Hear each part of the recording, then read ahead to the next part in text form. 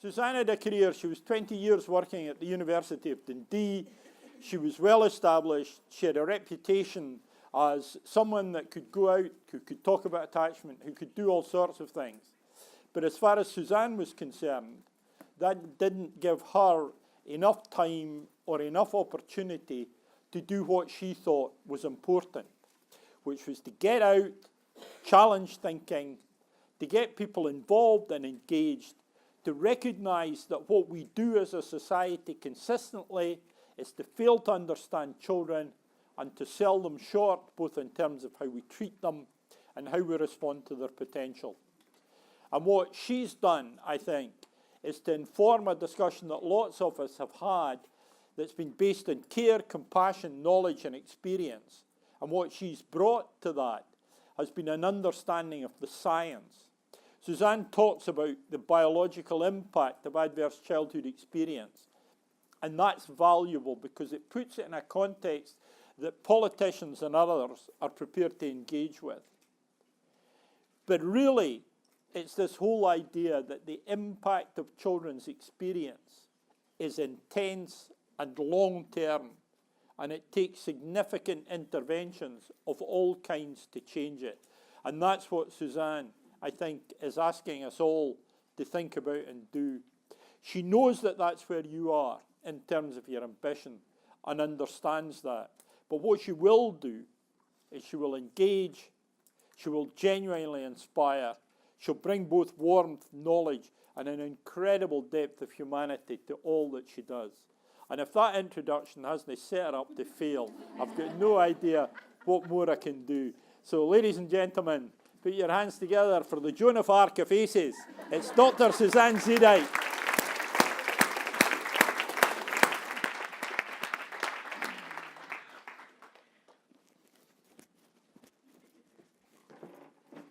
I can't wait to hear what that woman's going to say. It was really interesting to have John Swinney open this morning and talk about education policy and adverse childhood experiences. And it was really interesting to have Kelly Cunningham ask him the only question there was time for, which was about adverse childhood experiences. Because once we get adverse childhood experiences, we begin to realize the answers are often simple, if not easy, and yet they will take much deeper thinking than we've yet had time to do, and the government has had time to do. And if I start there, it helps us to realize that this agenda is both positive and encouraging and unsettling. So are you happy to be unsettled for the next 40 minutes? Yes? Sorry, I can't quite hear you there? Okay, yay. Because this is a lovely title, Adverse Childhood Experiences, Why is Everybody Talking About Them? Because we are talking about them in Scotland in a way that we weren't even a year ago. And we could have called it this, Adverse Childhood Experiences, what have they got to do with attainment? Those are good questions. But I have discovered in the 7 years since I have been working much more with the public that I really love playing with language. And anybody who's been to see me speak before will know that I just come up with a whole set of titles because I can't settle on one, because doing different language helps us to think in new ways. So we could also have called those two titles this. We could have called it How Adversity Shapes Biology. And biology isn't a word that we often use in the education sector, despite the fact that children come to our classrooms in biological bodies, that if they aren't set up, if they aren't in a space that day to learn, it blocks their ability to do academic learning and a whole lot of other kinds of learning and behavior as well. So once we get that idea, we could have called it this, How Fear Shapes Biology. Okay, do you feel what just happened in the room? Did you feel that like descend from the ceiling onto all of you, and you went quiet? The only word that changed in this title is fear. So thank you. I'm very grateful to you. that before I even get through my title slides, you are thinking at a deeper level, because that's what adversity does. It creates fear in your biology. So the children who are not in a state to learn in your classroom are in the fear system of their bodies. But we don't often use that word in educational settings, or housing settings, or even social work settings. So playing with that word helps us to see it in new ways. So what if we called it this? How fear shapes behavior. So see that challenging behavior in the classroom that often drives you nuts? It's because the children are very often in the fear system of their body. And that helps us to think about it in a new way. What if I called it this? How school values shape fear. John Swinney did not use the word fear this morning. Please laugh. At least a little bit. Because how could a politician talk about fear? Politicians want to talk about vision. I'm with them. I want a vision as well. But unless we can think the harder, shadowy, deeper things, we don't really get, I think, what the challenges are. So what if your school values are shaping fear in children's bodies? And that wasn't what you intended, and you didn't even know that. Or what if you suspected it, and you didn't have the power to change it? So if I'd called today anything, this is what I would have called today. I would have called it Why Your Curiosity Matters. Because if you are brave enough to get curious about what the adverse childhood experiences literature is telling us, or what poverty is really like, or what living in a chaotic household is really like, if you're brave enough to get curious about that, we can start to have some new solutions. And I'm going to give us solutions by the end of my talk. But very often hearing this stuff unsettles us so much we have to close down and the curiosity disappears. So along with being unsettled, are you happy to be curious for the next half hour? Yes? Oh, listen to that response. Okay. Okay, here's what I thought I would do in what was 40 minutes, but is now 30 minutes. So I will be very interested to find out which PowerPoint slides I'm about to skip. I thought I would talk about adverse childhood experiences and make sure that we are all on the same page and have an understanding of those. I thought I would talk about school values, and then I thought I would end with the comforting a bit about things we can do. That's what I thought I would do. Is that okay with you? Yes? Okay. But first, I'm going to start with March. In March, you might remember, we were all supposed to be here. Only out there was snow, which brought the entire country to a halt. In my little village, I went round for a cup of tea to my local cafe, where I often go, and that's the sign that was hanging on the door. Due to adverse weather, we will be opening later today. Sorry for the inconvenience. Now, that's what it looked like in my little village. My little village hasn't looked like that in about 10 years at least. So there were a whole lot of very excited children and families, but not excited shop owners, because they were now losing money because they couldn't get to the shop, which is true, very inconvenient. I suspect it was very inconvenient for the organizing committee. Do you remember that day? Trying to figure out, what the hell will we do now?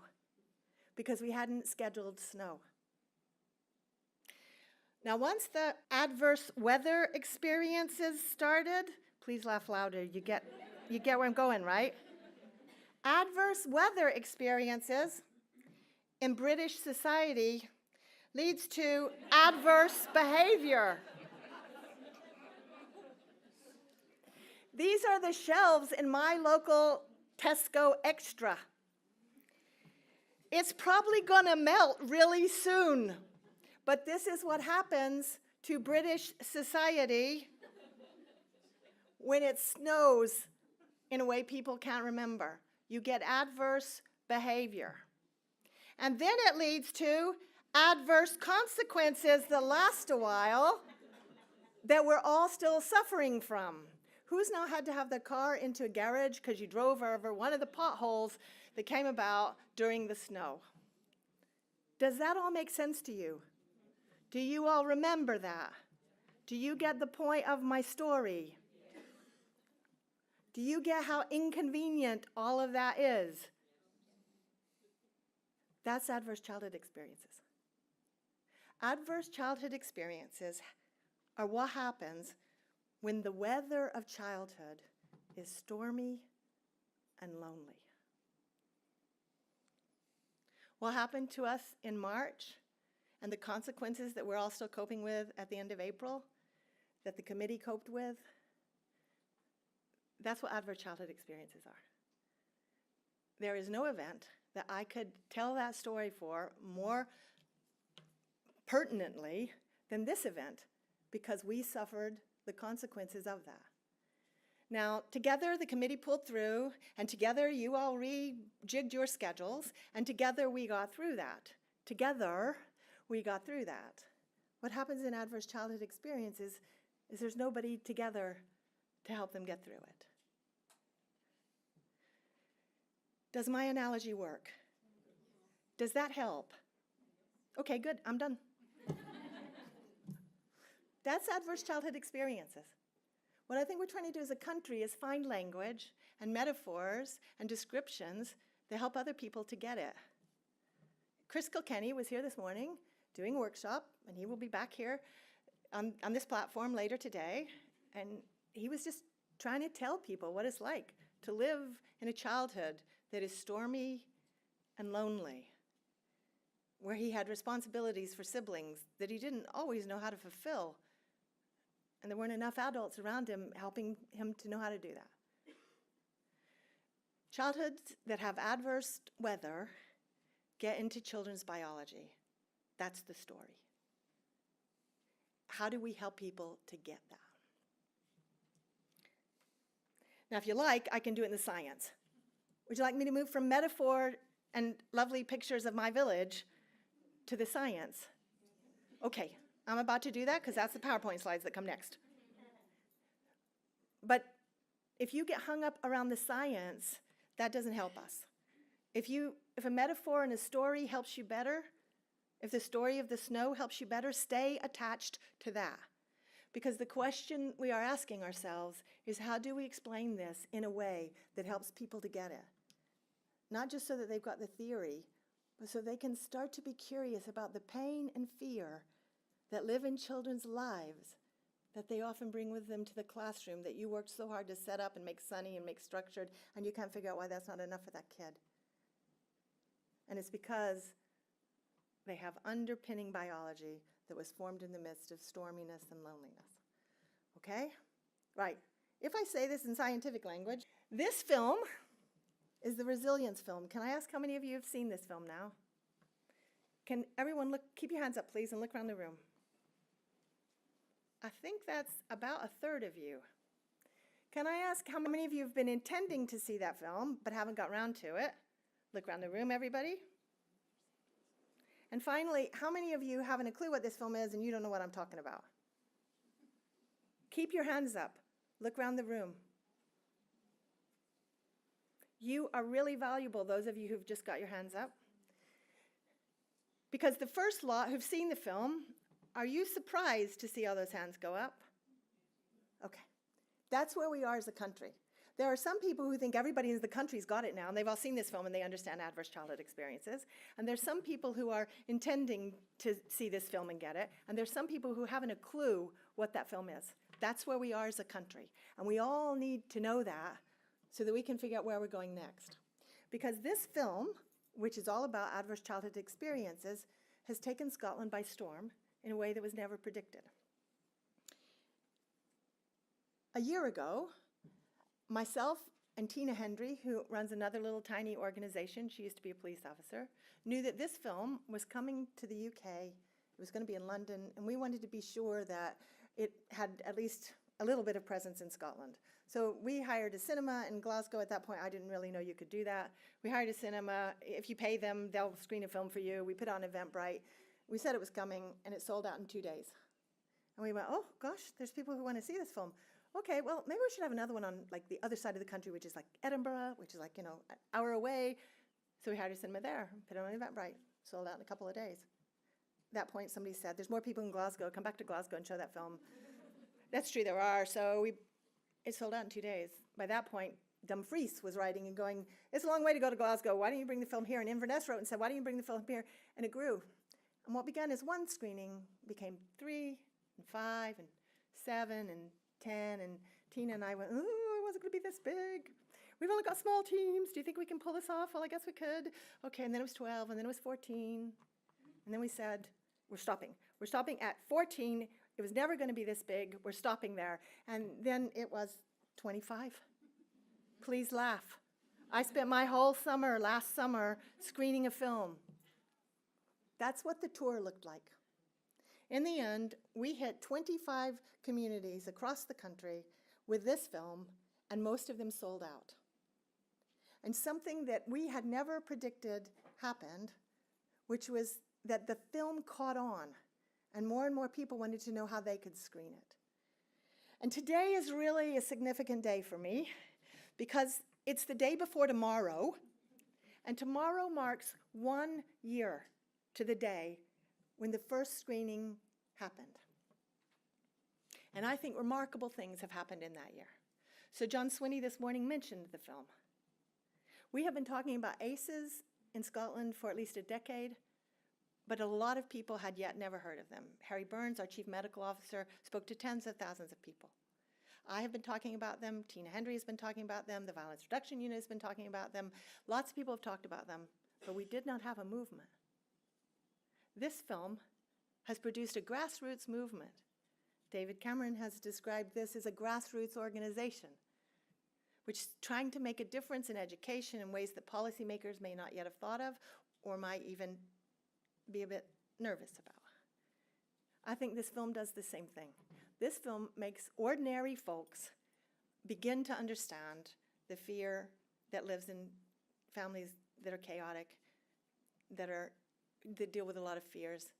And if you get really brave, begins to help us to see how systems could also create adverse experiences, how schools, how education policy could create adverse childhood experiences when it was never intended.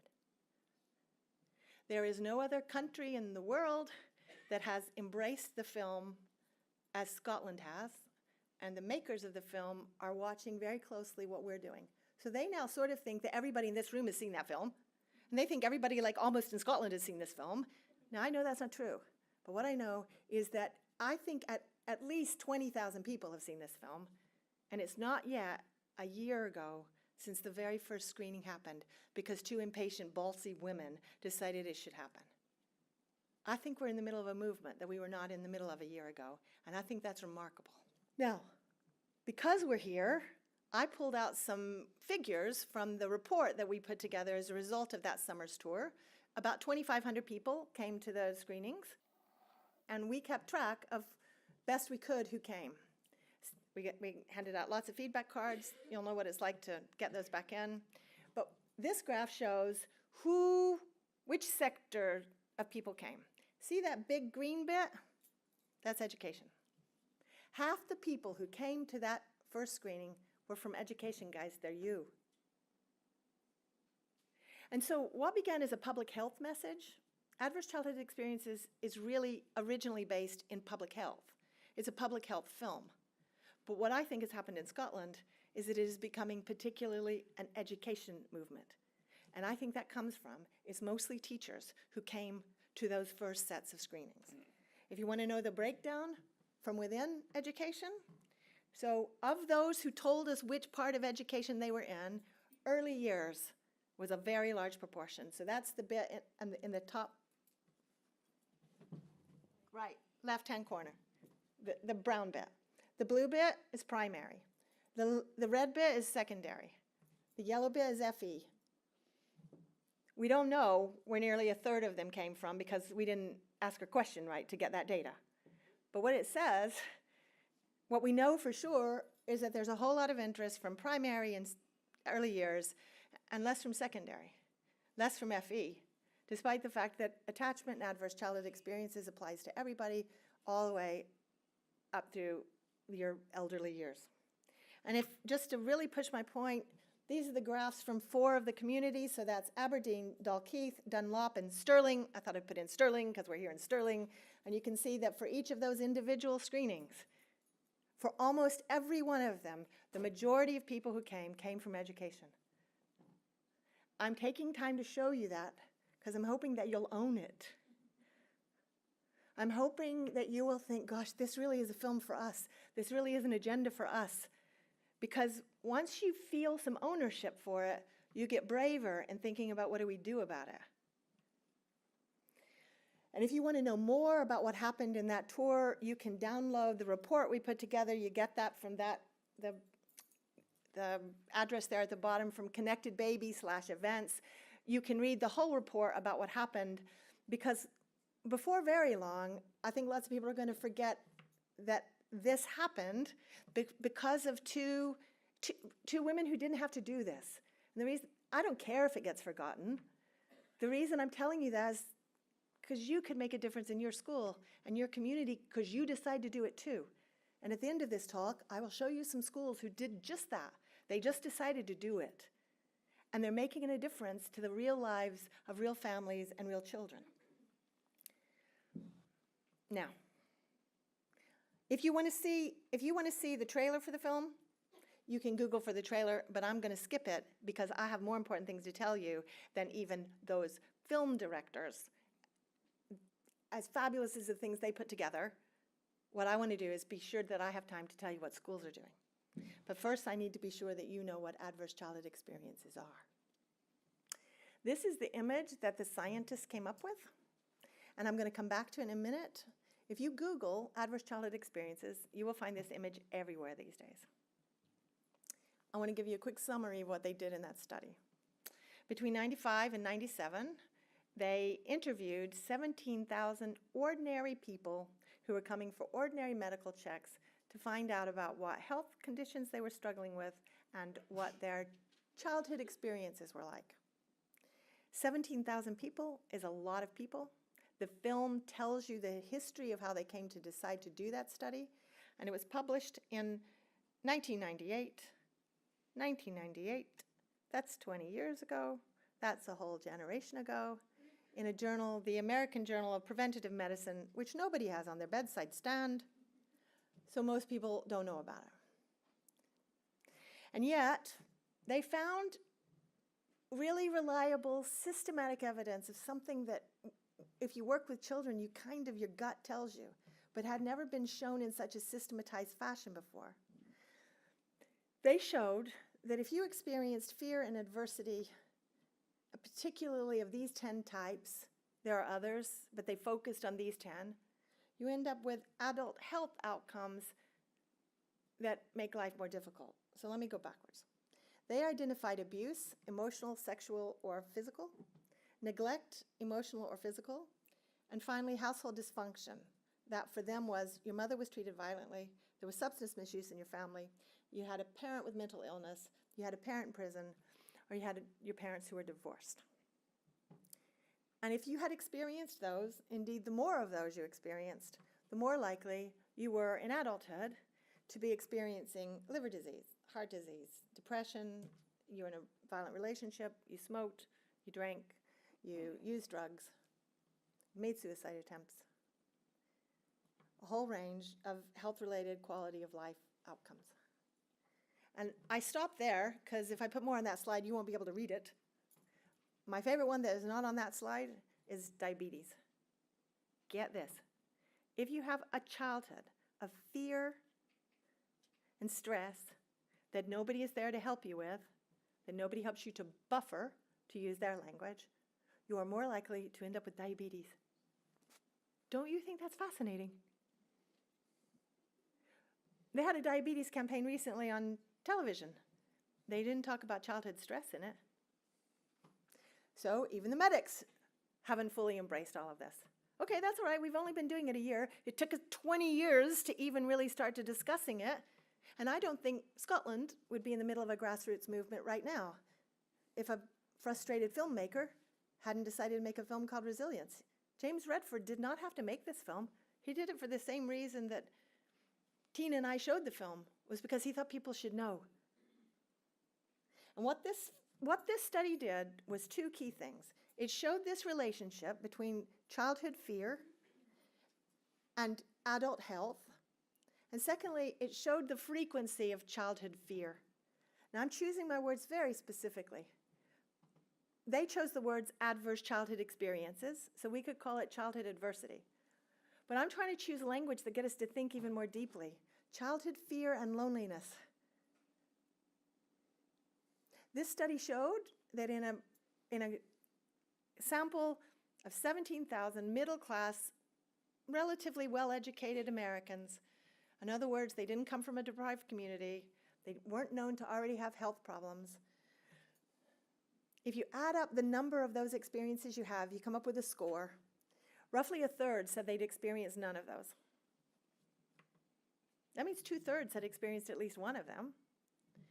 The number who said they'd had only one was a quarter, 2 was 16%, 3 was 10%, and 4 or more was 16%. And 4 or more becomes a really landmark number, because once you hit 4 or more of those adversities, you're pitched into a much higher risk category of adult health outcomes. Now that's the data, but I like going back and going 4 or more. What's it like if you experience 4 or more of those? What's it like for a child in your classroom who's experienced 4 or more of those?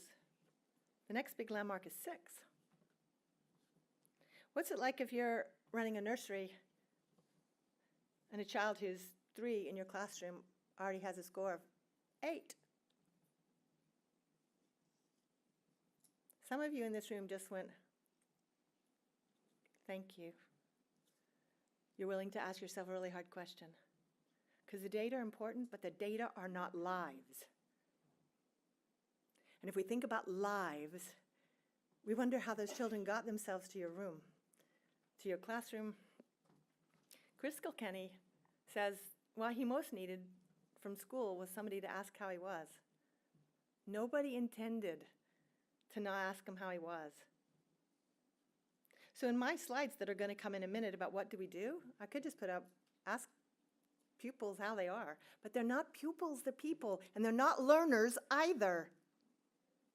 Please laugh.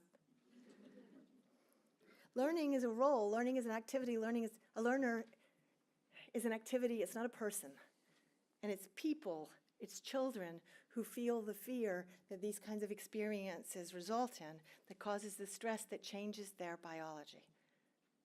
Does that make sense? Okay. It made sense to the scientists as well. So here's the explanation that they put together about what they think is happening.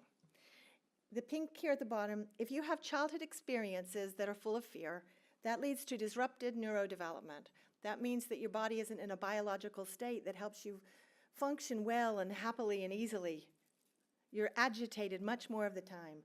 That leads to socio-emotional and cognitive impairments, so you have trouble learning. You have trouble learning academically. You have trouble holding down friendships. You have trouble managing your behavior because your underlying biological system doesn't keep you calm. That leads to the adoption of health risk behaviors like smoking, drinking, using drugs, punching people. That helps you feel better in the moment, all of those. But they have consequences that come from them. You could also take up running. You could plant flower gardens. You could eat cake. I am particularly fond of cake.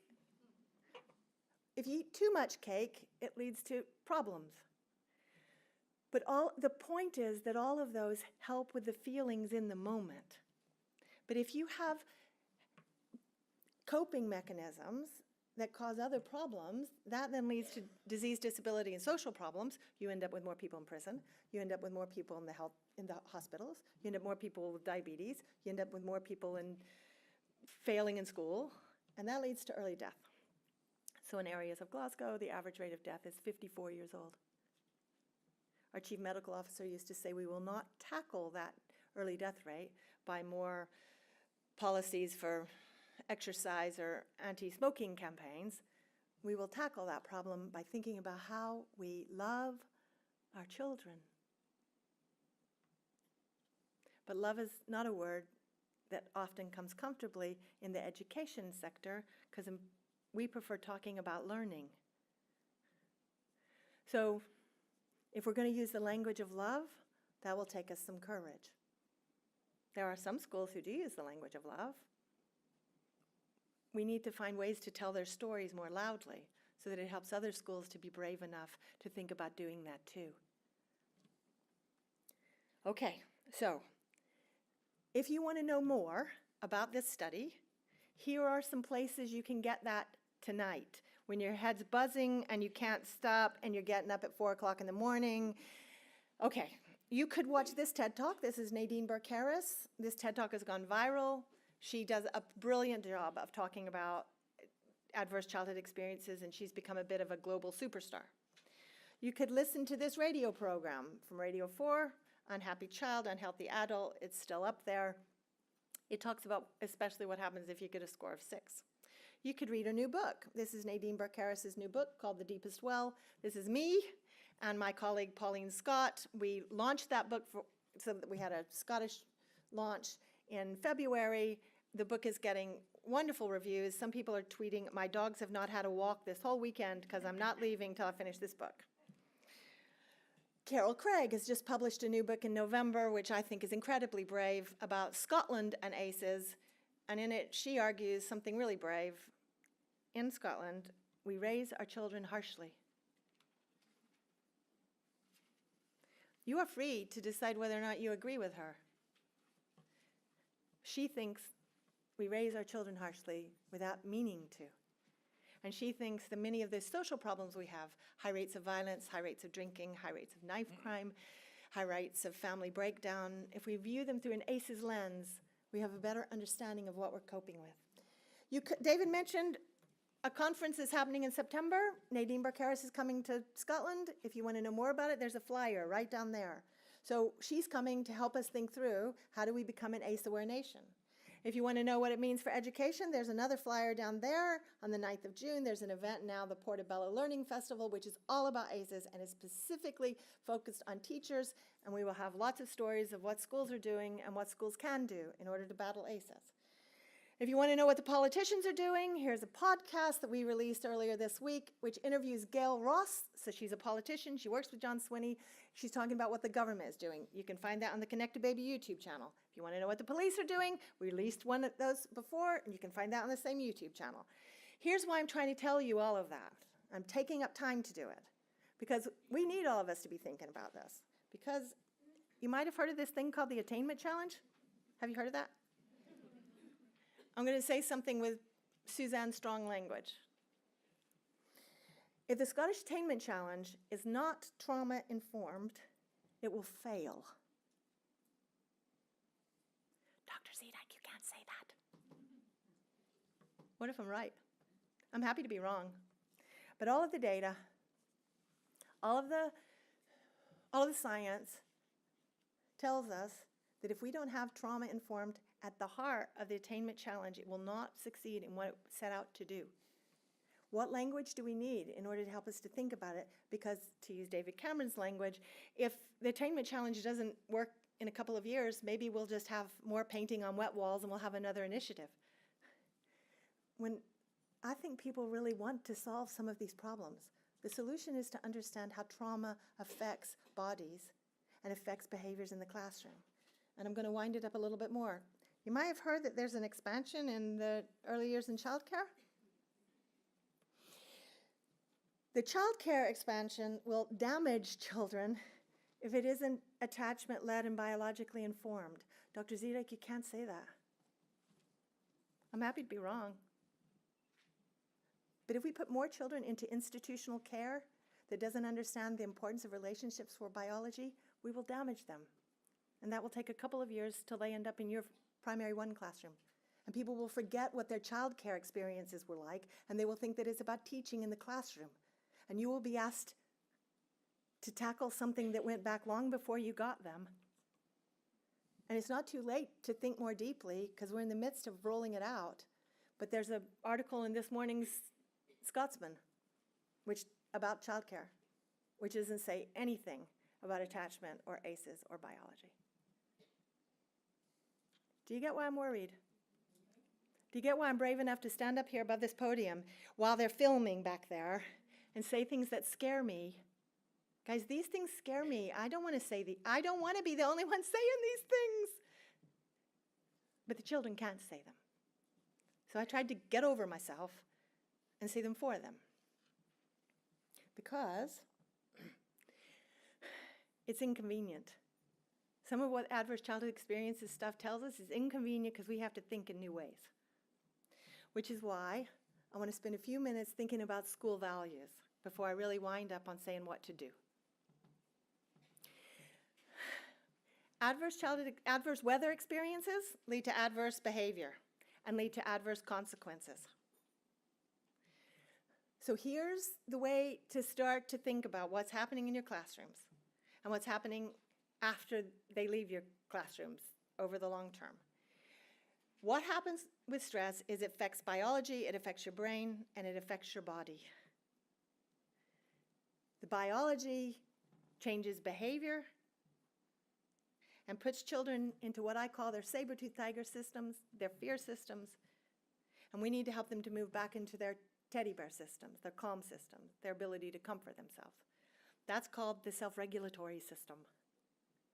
So if I had one piece of language that I would love the whole country to know, it's the self-regulatory system. When your children kick off and they're in challenging behavior, their self-regulatory system is pushed too far, and they need help with it because it's fragile.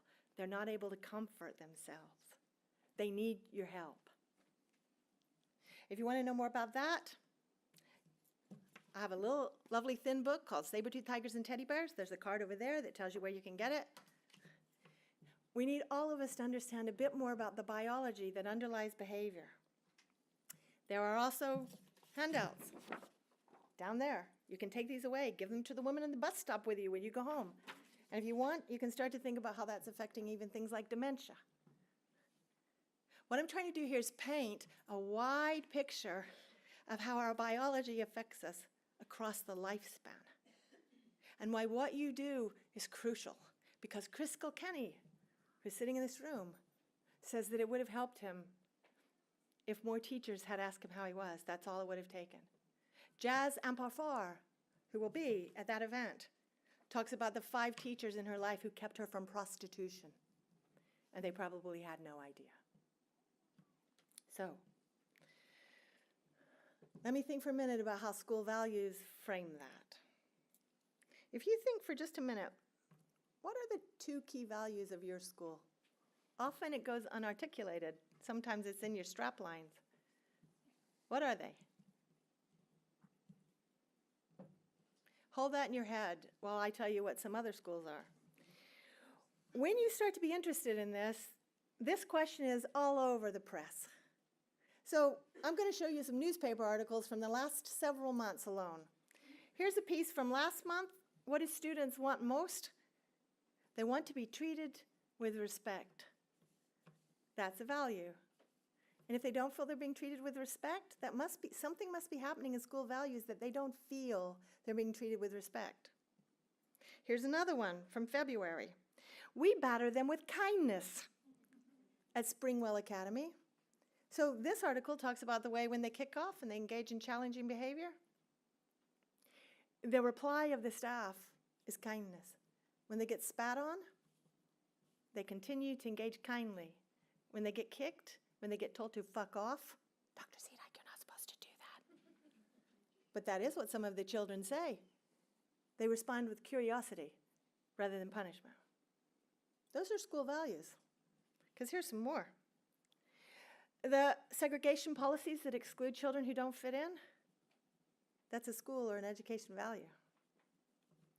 What it's like to study at the country's strictest school. This is from the 20th of April. This is Michaela School. You might have heard of them. Here's what they do at Michaela School. The school's 484 pupils study in an atmosphere of rigid austerity. Demerits are given out for the slightest errors, forgetting a pen, slouching, turning to look out of a window during a lesson. 2 demerits in one class equals a detention. That's another demerit, you're too organized. An English teacher tells one girl who's struggled to find her textbook in the allocated 10 seconds. You need to know how you're reacting to that, because part of the point of the article goes on to say, the quality of education was recognized as outstanding by the Westminster government's Ofsted. That's a school value. On the same day, we had another article about Scotland.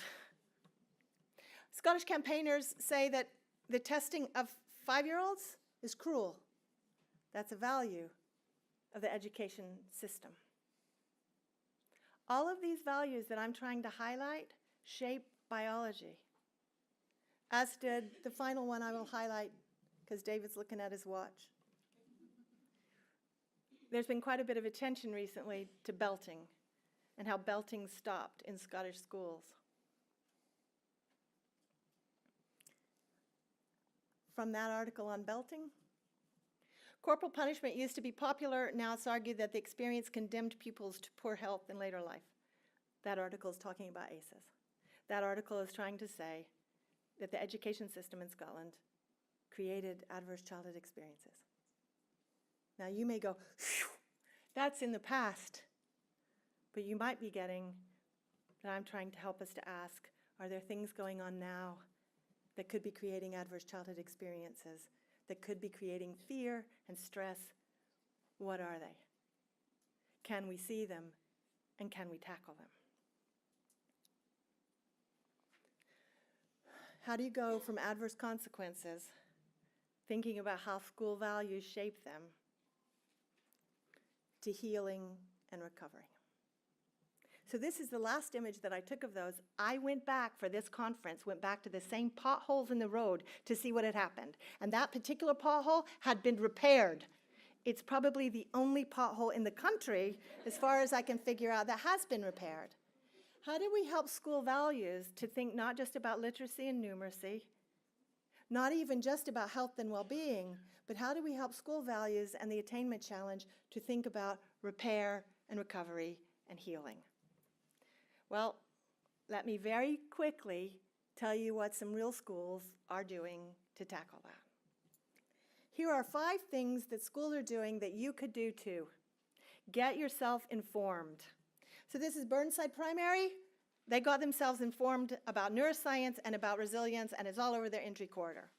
This is Bing Cross Primary in Falkirk. I went in to see them, and 3 key books were sitting on the shelf. I said, where did you get those? And they said, well, people are talking about them, so we ordered them. They now have a reading club in Bing Cross Primary, where a reading group where the teachers get together once a month to read together books like that. So get yourself informed about what ACEs and trauma look like. Here's another thing you could do. You could change your language. This is Patuker East Primary School. This is Jen Nissen, their head teacher, and what they did there was change their language from challenging behavior to distressed behavior. And they tell a brilliant story about how that changed the way they read the children's behavior. It helped the staff. Here's a third thing you could do. You could pay attention to greetings. This is Falkirk High School. This is the head of Falkirk High School. A head of a secondary school is willing to base his reputation on tackling attainment by helping his staff to think about the way that they greet their children, their young people, when they come into the classroom. He's a brave man, but it's paying off. This is a message I got on Facebook just this week. As part of my job, I recently attended a meeting at Falkirk High. Within 5 minutes of listening to the head teacher speaking, I thought, my God, this guy is talking about attachment. I wonder if he realizes that. Of course he realized, because when he informed me that you'd worked with this school, it all made sense. Their approach is inspiring and so refreshing. I was blown away by their commitment. What I'm writing to ask is, how could we reach another school that I'm worried about with this information? Because they don't seem to be acting on it. I know which school they're worried about. What if it's yours?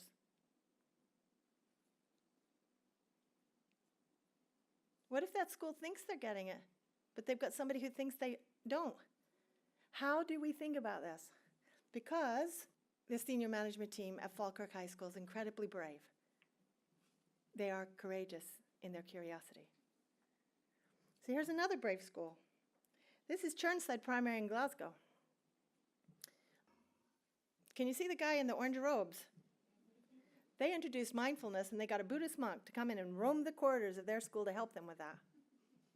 That's weird enough. But see that woman standing next to me? She's an aromatherapist. Laugh. Because that's the weirdest thing we might be hearing so far in the Attainment Challenge, is that Churnside Primary spent their PEF money on an aromatherapist. Are they allowed to do that? Did they get permission to do that? Should their head be questioned, perhaps even struck off? Or is she one of the most courageous head teachers in the country? Because not only did she do it, she was willing to tell people she did it. She's willing to put it on Twitter. And you can ask her later if you like, because there she is. She's courageous. She's sitting in this audience. Here's one more as I really wind up. You can simply foster kindness. That doesn't sound like very much. Here's the thing. Greetings, asking pupils how you are, fostering kindness, they don't sound like big things for what's a big problem. But if we understand relationships and biology, we begin to understand why it really matters. This is a cluster from West Lothian. St. Anthony's, Our Lady of Lourdes, St. John the Baptist, and St. Joseph Primary, and they put together for their GERFEC and their PEF and their Attainment Challenge teddy bear policies.